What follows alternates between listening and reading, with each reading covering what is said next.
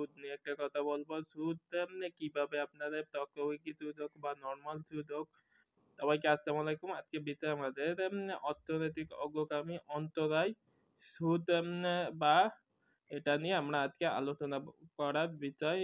আজকে সুদ কিভাবে আমাকে অর্থনীতিতে নেতিবাচক ভূমিকা পালন করে। প্রথমত আছি বিভিন্ন জায়গা থেকে ঋণ নেওয়া, যেটাকে বলা হয় চক্রবৃদ্ধি হারে, যেখানে আপনার অতিরিক্ত সুদের চাপে অনেক ব্যবসা প্রতিষ্ঠান বা আপনি অনেক সময় দেখবেন আপনার বিনা তার থেকে সুদ লোন দেয় না, ঋণ দেয় না আপনার জন্য বিভিন্ন জামানত, এবং জামানতে এক পর্যায়ে দেখা যায় আপনাকে বারবার চক্রবৃদ্ধি হারে সুদের জালে ফাঁসানো হয়।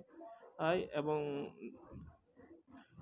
চক্রবৃদ্ধি সুদে একটা ক্ষেত্রে তারা বোঝায় যে 1,00,000 টাকার দিয়ে সুদ 1,000 টাকার সুদ না, কিন্তু তা আপনাদের 1,00,000 টাকার উপরে বাড়তি বাড়তি আপনার সুদের জালে আপনি একভাবে বেড়ে যাবেন। একটা হচ্ছে যে এনজিও ডেভেলপার যারা আছে তাদের যে সুদ ব্যবস্থা, এটাও একরকম জালে বিভিন্ন তাদের ডেভেলপমেন্টের নামেই তারা একটা সুদের তখন মাইক্রো ক্রেডিটের মাধ্যমে যে আপনি একটা লোন নিতেন, কিন্তু সেটা ফিডব্যাক পাতে অন্তত 1 মাস 2 মাস লাগবে, কিন্তু তা এই সপ্তাহে লোন নেওয়ার পরে পরবর্তী সপ্তাহ বা 1 সপ্তাহ পরে আপনার যেটা, এবং তাদের ঋণের জাল এমন যে আপনার 1,000 টাকারও যে ইন্টারেস্ট 100 টাকারও সেই ইন্টারেস্ট আপনার দিতে হবে।